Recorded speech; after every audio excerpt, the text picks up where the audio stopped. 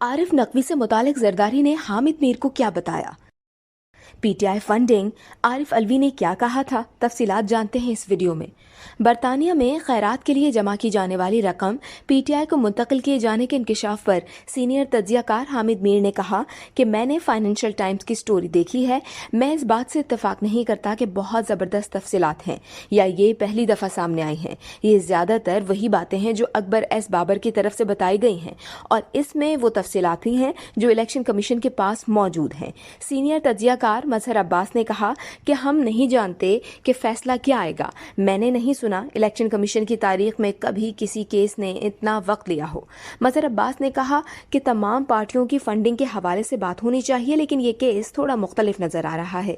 ये फैसला मुकम्मल तौर पर भी इमरान खान के खिलाफ आया तो उनके सपोर्टर्स और वोटर्स के जहन में सवालात जरूर उभरेंगे, लेकिन वो इमरान खान से अपने आप को जोड़कर रखेगा।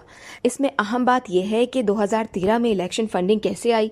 उस वक्त आरिफ अलवी से तफसीली गुफ्तगू हुई थी। पीटीआई की फंडिंग के हवाले से कहा था कि बड़ी तादाद में डोनेशन आ रहे हैं, यानी कि पैसा बहुत आ रहा है और बाज अकाउंट में मामलात गड़बड़ हो सकते हैं।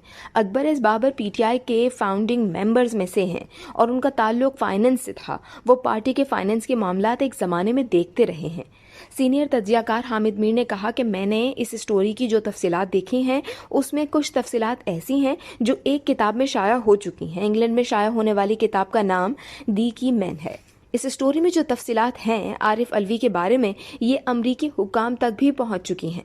यूएई अथॉरिटी अलहदा से इंक्वायरी कर रहे हैं और इनके खिलाफ एक और यूरोपीय मुल्क में इंक्वायरी हो रही है। इसकी तफसीलात मंजर-ए-आम पर नहीं आई, लेकिन आइंदा दिनों में आ जाएंगी।